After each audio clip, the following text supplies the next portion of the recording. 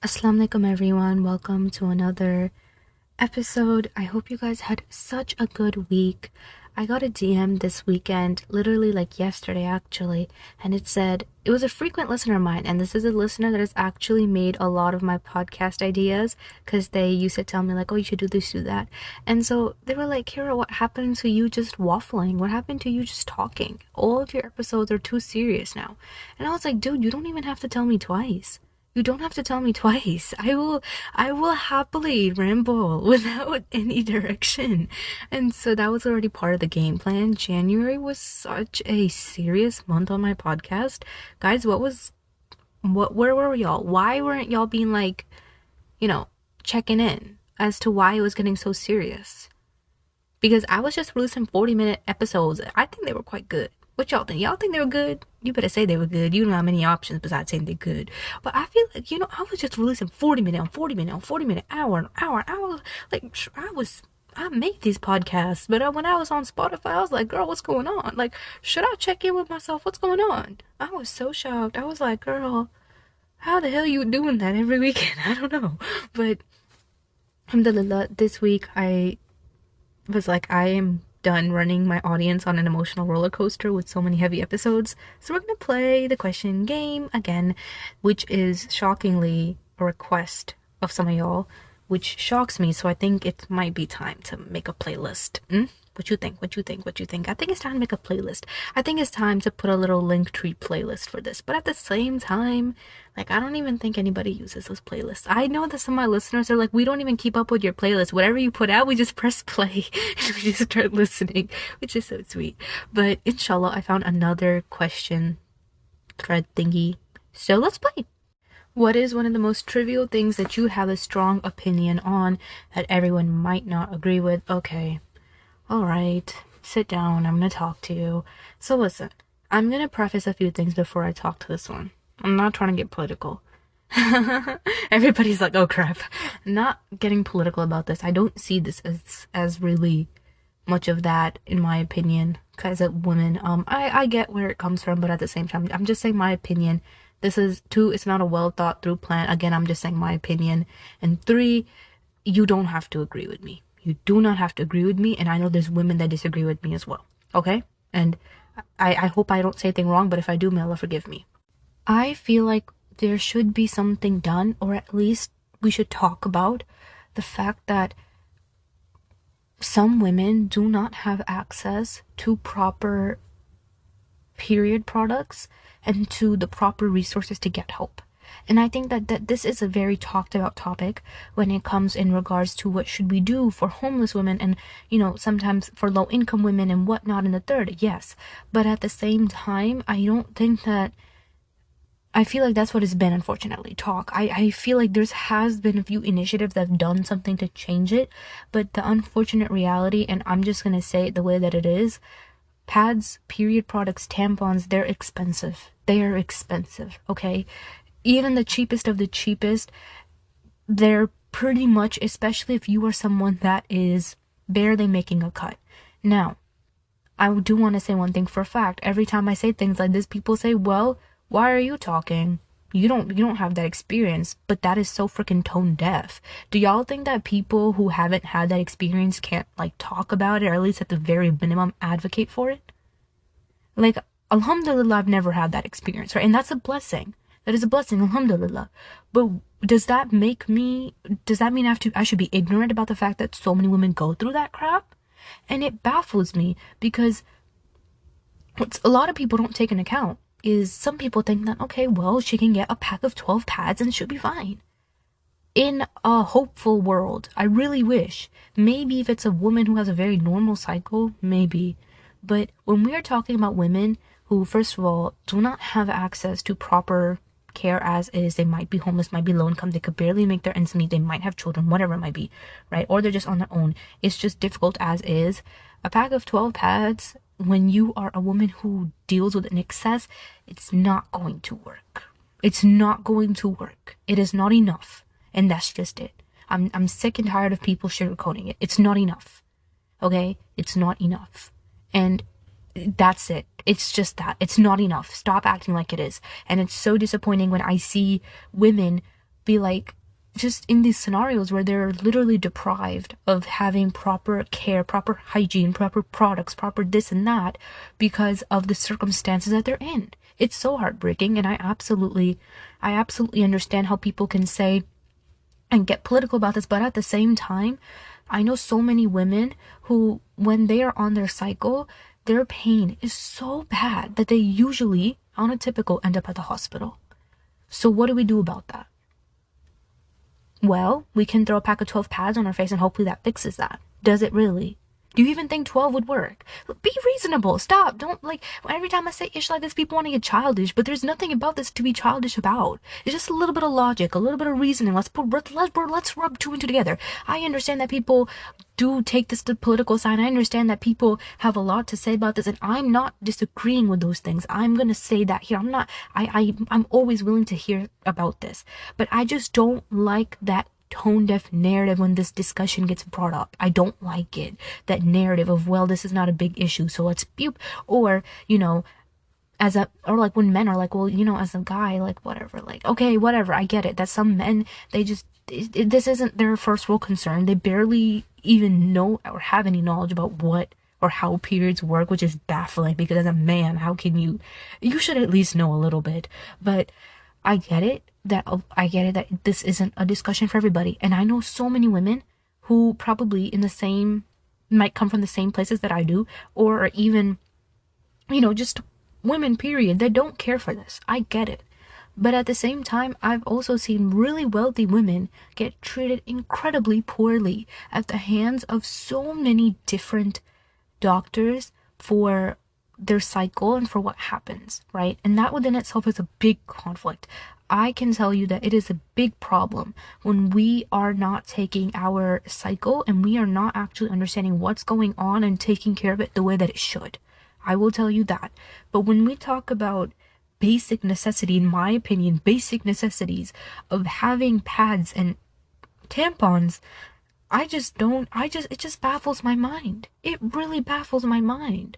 Because it just seems so unsettling with me that at a certain time of the month, women that are low income or homeless or whatever might not necessarily have any, or if they do, are literally making ends meet to make ish work. And I get it that some people might laugh and say, oh, this is tone deaf, it's not that bad out there. But at the same time, I can tell you that it's easy to say that if you haven't seen things. If you even see one of this scenario, it changes your brain. It literally alters your brain chemistry. Because when you're a woman and, alhamdulillah, so many of us were so privileged that we don't ever have to worry about buying pads or tampons. We don't ever have to worry about it. We can just go to the store and get them. Come home, we lay in our warm bed on our heating pads, pop a few painkillers, go take a nap, and we're fine. But that's just not the reality for some other people.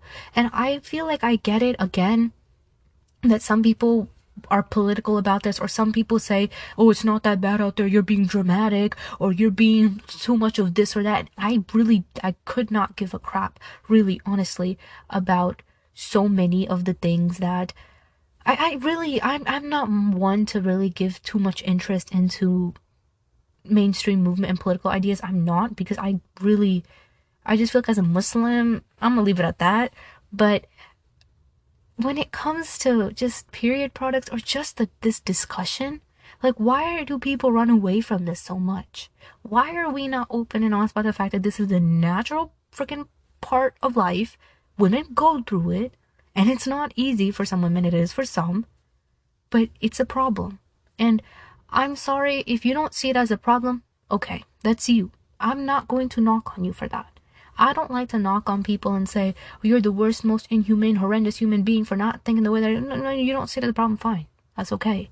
But I know that I feel like when you've been there and you've seen those things, it definitely alters your brain chemistry. Because you can only imagine that, me and you, we can go home after a long day on our heating pads and be like, oh my god, I'm cramping, I'm so exhausted, that was a long day, and knock out, while so many of those other women are just thinking, am I gonna... I don't like it. It just makes me, I don't like to talk about it, because not that I don't like to talk about it in the sense of it being a taboo topic. It's just sad. It's just sad That's all it is. It's sad. And I get it. Again, I understand people's opinions, and I know that people might disagree with me, and I know that people might say it's not that bad. But especially when we have mothers who have daughters, and now their daughters are, I've, like, you see these things and it changes your world. It really does. And this goes for a lot of things among those lines.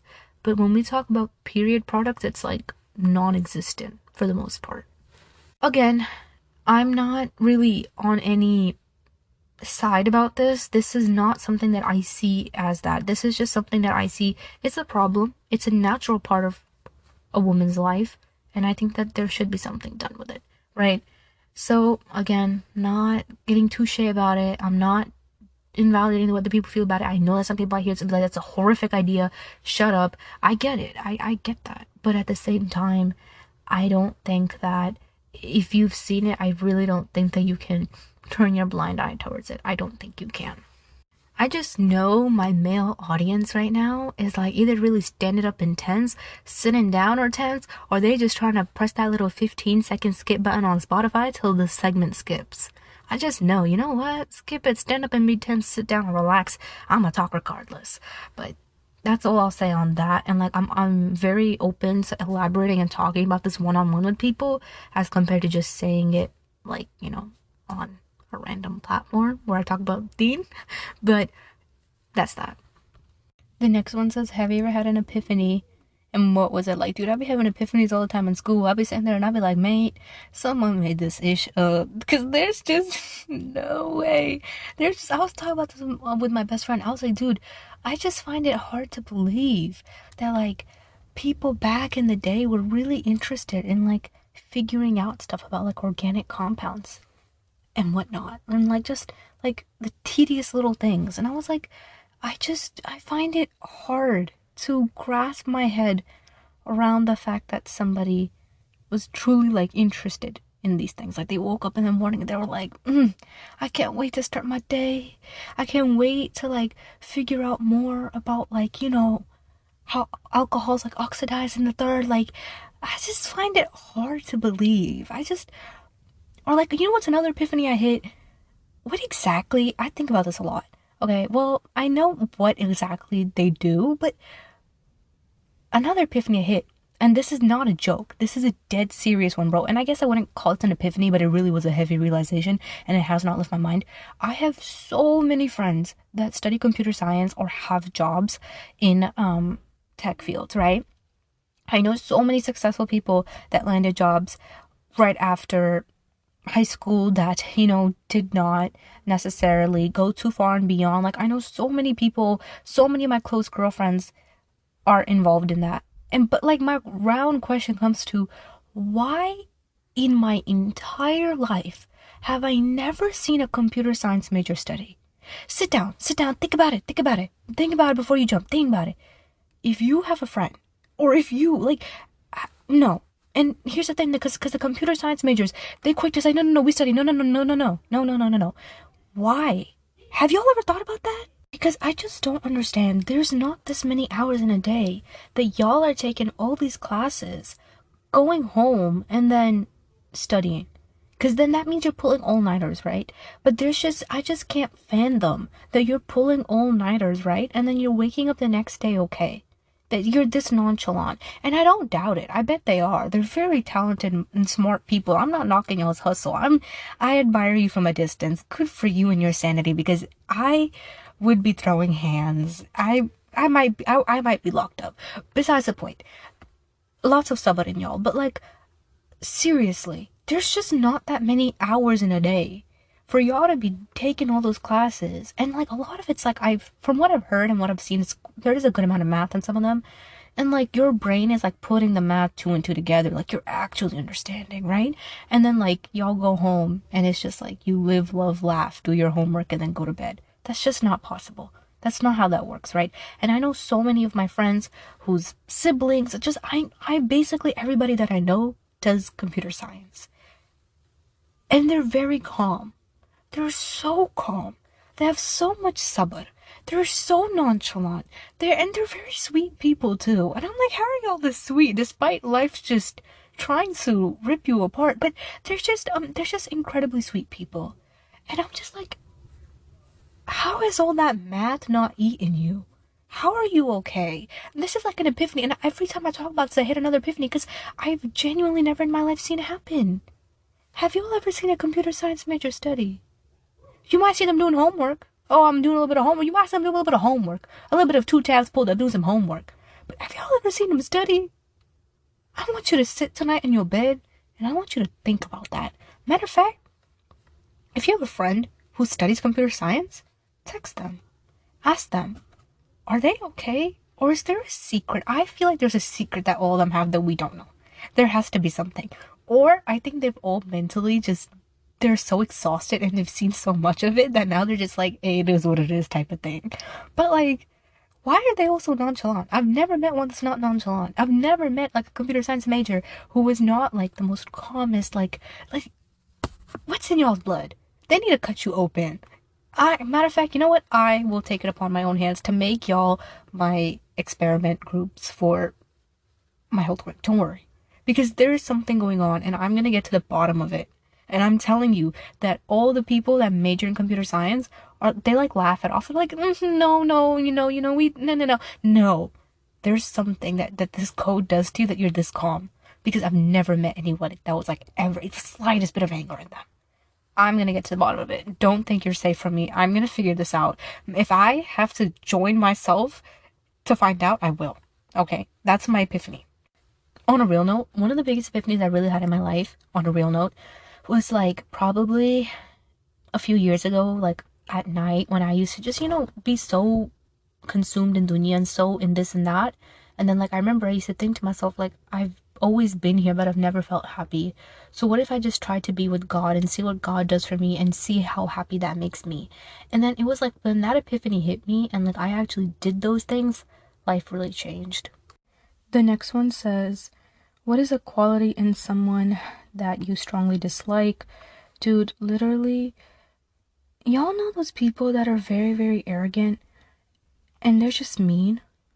Like, I can't tolerate it, dude. There is nothing that makes me run for the hills faster. Nothing.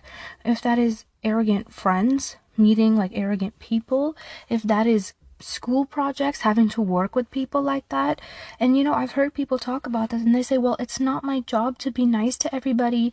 I don't have to be a nice person. Okay, well, you don't have to be a mean one either. Come on now. It's childish. And I feel like people who act like that, they think that they're like very mature and like they have their defense up and they're just all this and that. No. People like that end up the most lonely. I'll tell you that for a fact. People who always have their defense up in a negative way and in a very, very mean way where they genuinely just treat other people poorly, like even people you've never met. I see it happen all the time where like, especially among girls, like you'll talk to a girl you ain't never seen before, you don't know her name, you don't know what she looks like, and she's just rude. And it's like, girl, what is up on you? What is going on? Like, it just baffles me because first of all, there's this debate going around where people are like, oh, I don't have to be a nice person to everybody.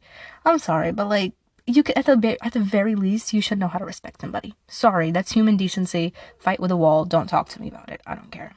Most literally nothing will make me run faster to the hills than an arrogant or like mean person. Dude, I become a track star. Like, and I'm sorry, but y'all should too. Please stay away from people like that. That put you down. May Allah protect us. I mean. So, the next question says, what is your least popular or controversial opinion? This is kind of rounding back to what I talked about before, where I did the first one, which was like, what's something that's trivial, right? And then I kind of talked about like the whole period product thing.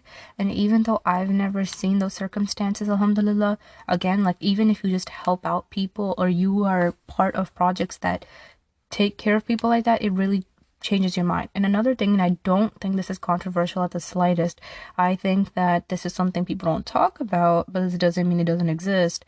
Among the Muslim community, we have some serious problems of looking down on one another and treating others poorly due to wherever they're from, due to race, due to whatever in the third it might be. And it's not okay. It's not okay at the slightest. It's a problem. It's a very big problem.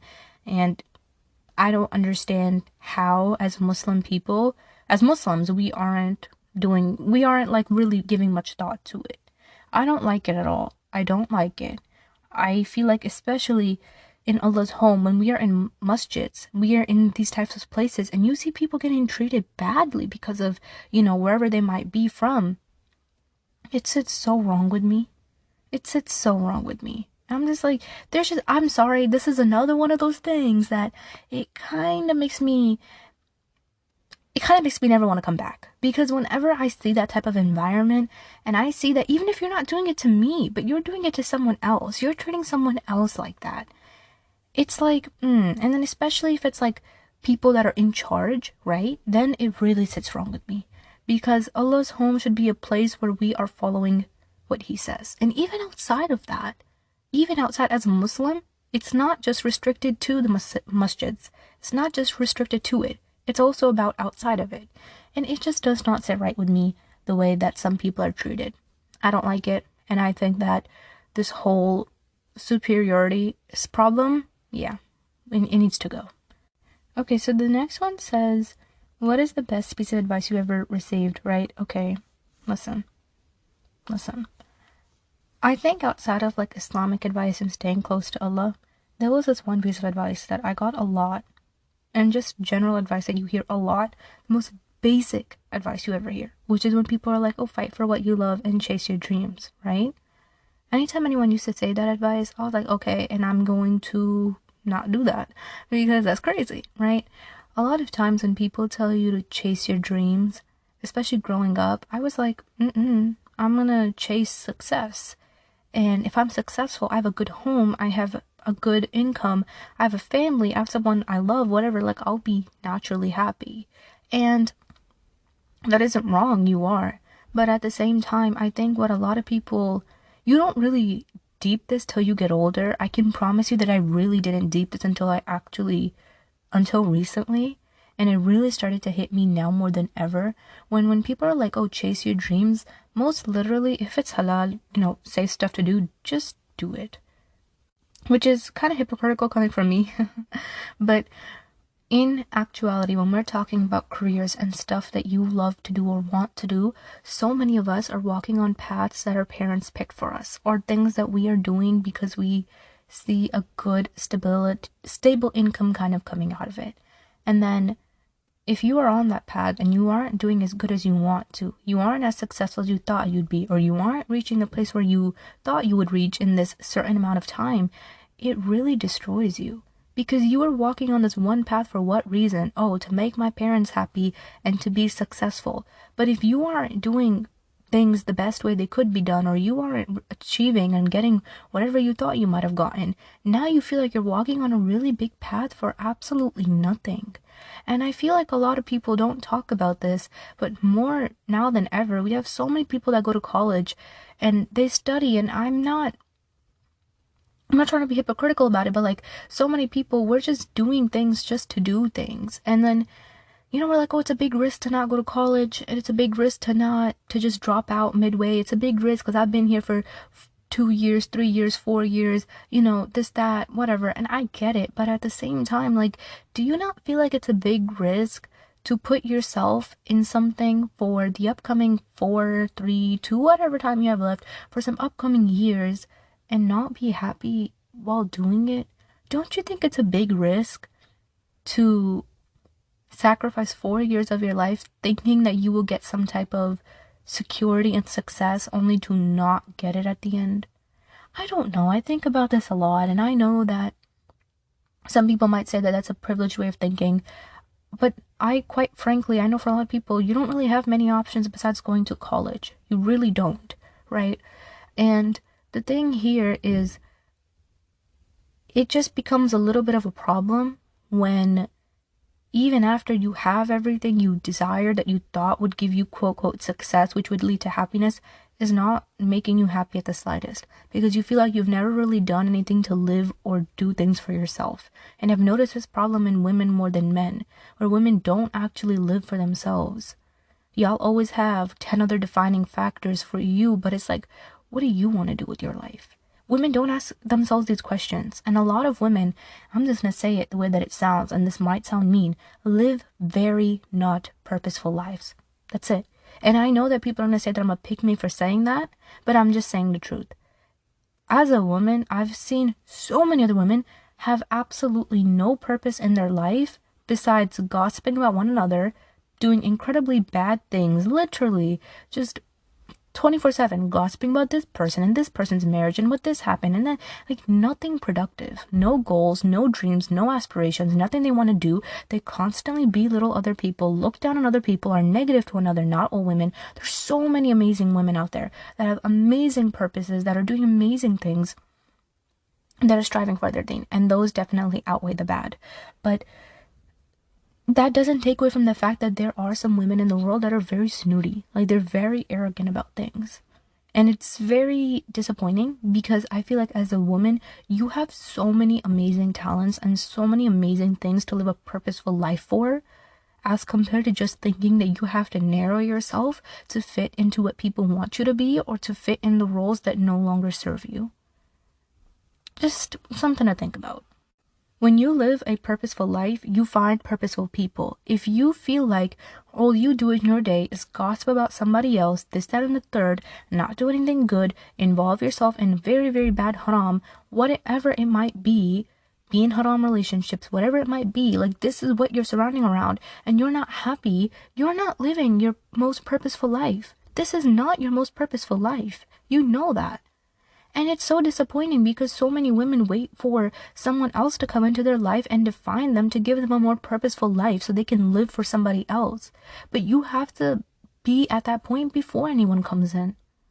And I just don't like the way that when we talk about even generally just chasing your dreams and, fighting for what you love and whatever it might be, a lot of people are in positions, even if they are living purposeful lives, and there's nothing wrong with that, and I get this to some degree. A lot of us are in positions that we are not passionate about. And we would have been doing so much more better if we went on the path that we were passionate about. The path of chasing your dream might not always look like it will give you quote-unquote worldly success and financial stability, but sometimes what makes you happy is what drives you to accomplish all those things. When you harvest something with love and you truly love what you do, like you're actually happy about it, I feel like strongly the money does eventually come. Because I know that a lot of people, they chase whatever they're doing, they're in college or whatever they're doing because obviously they want a nice job, they want to be financially stable. But like, I feel like if you really do what you love, somewhere among those lines, Allah subhanahu wa ta'ala will make it happen. And I'm not saying that, you should be stupid about it. Like, if you know that there's something that just does not seem to be realistic for you in your life right now, then you have to do what's best. I'm not going to tell you to be unrealistic, But at the same time, like, if you feel like you were truly called for something, like you have a bigger purpose out there, go do it. Don't neglect it. Because people will always doubt you until you become successful. I know so many people that run some of the most successful academies today, that run some of the most successful businesses today, had their own family be like, yeah, no, you're crazy for doing that, and we're not helping you, we're not taking part in you. Probably worked multiple jobs to make ends meet, to make their businesses work, to make it work. And then once they became successful, everyone came around talking about oh my God, I'd love to help. That's the thing. People only come around when you're successful. So you might as well be successful and be happy. Why walk on a path being so incredibly unhappy? And I know that this might sound a little bit hypocritical coming from me, but I know for me, like, I'm truly trying whatever is in my hands. So sometimes, even if you can't pursue what you love full-time, at least do it part-time. You deserve to live your dreams and live a purposeful life. And when people used to say chase your dreams, like, that is a lot of where your purpose is. Obviously, your main purpose is to worship Allah subhanahu wa ta'ala and whatnot. But when we're talking about in this dunya, being a productive human being is very different than just working. If you are just a workaholic, just to be a workaholic, living in a set routine, I feel like it's very different than being an actual productive person. It's very different between being busy and being productive.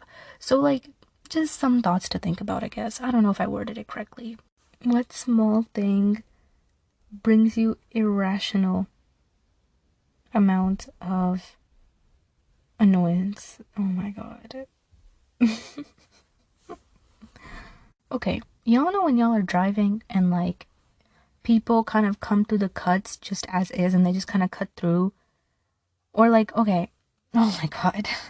Y'all know when y'all are driving and like it might be like a double road, right? And so like on the sides there might be like different subdivisions or parking lots, and people just kind of try to make their way into the road when it's clearly not the proper time to make your way into the road. Like they have zero sabr, and so like it's like 5 seconds away from like a catastrophe happening, and may Allah protect us. But and it drives me crazy, bro. I'm like, bro, have like 3 seconds of sabr.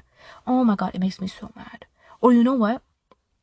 Y'all know when you're driving and then you are on the speed limit the way you should be, and somebody from behind you wants to like go onto the other lane to skid by and then comes in front of you. Oh my god. Oh my god. Now look at us, both of us. We're at the red light. Where were you going? Where were you going? We're both at the red light now. It just makes me so mad because it's just like, it doesn't make me mad. It just kind of, it just kind of gives me a little bit of the type of vibe, you know? Because it's just like, just sabr, sabr. Have a little bit of patience. Breathe, breathe. Just, oh my god.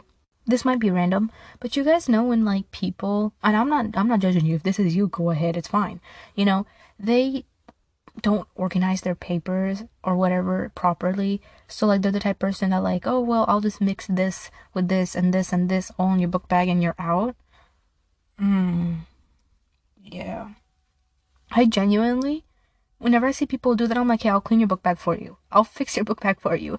I'll fix your folder for you. Like, I wish I was joking. I've done it for so many people. I just can't control it. Like, when I see them, like, mixing this with, like, last unit semester's work and, like, this with this class and this, I'm just staring. I'm just like, oh my, bro, like, I'm just like, I'm about to grab it out of your hands and fix it for you, because there's just no way to like, oh no, it doesn't bother me. No, but it's bothering me. I don't like it. I don't like it. Oh my god, it drives me crazy. And I've noticed that men do that so much. They just be throwing ish just to throw ish. And I just be staring at them. I'm like, bro, like, what are you doing? It just makes me so... It's irrational. I get it. It's not my business. I don't live with it. And I mind my business. I don't say nothing. But like, whenever I see some of my friends do it, I'm like, girl, do you want me to fix this? And they're like, yeah. And I'm like, sure. It's just, oh my god. Finally, what is a fear that you've had and how did you overcome it? I wouldn't call this a fear, but it was a fear in the beginning. I think it's more of a problem, if anything. I think that there's a severe problem in our Muslim community when it comes to the fact that Muslim women are not being encouraged to get the proper Islamic knowledge, to get a higher, Islamic education, to hold leadership positions, to be more involved in things of that nature, to do dawah, to be spreading Allah's word. I feel like it's a problem.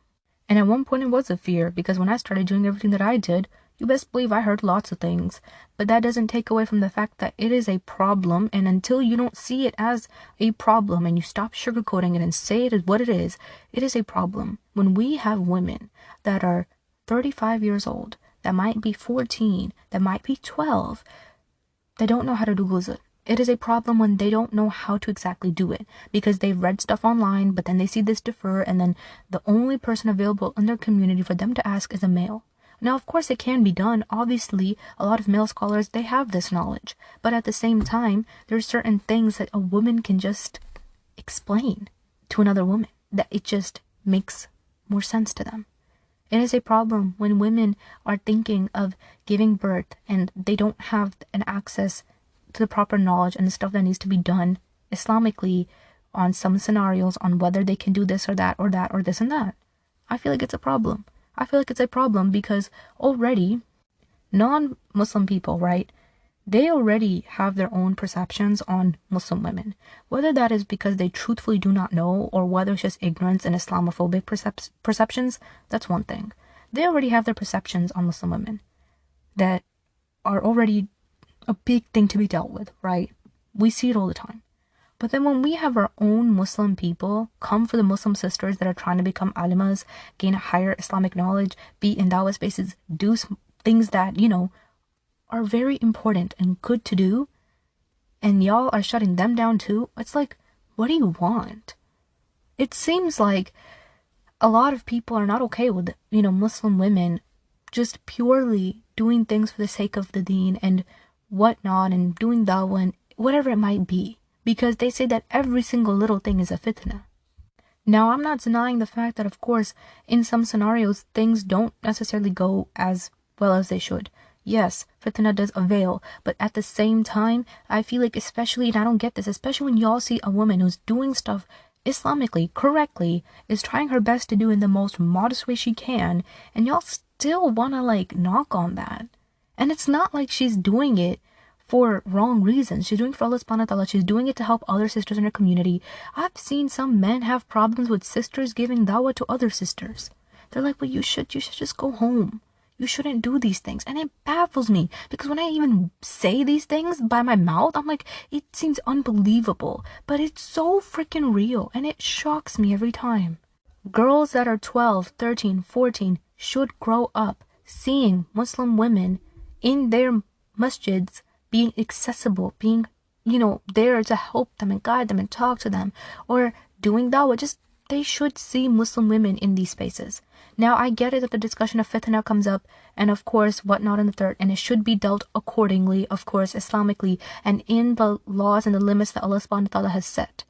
But this plain out idea that women should just not do any type of invitation to Islam, that they should not do any type of invitation to this religion, and that they should not do anything to benefit other sisters, blows my mind.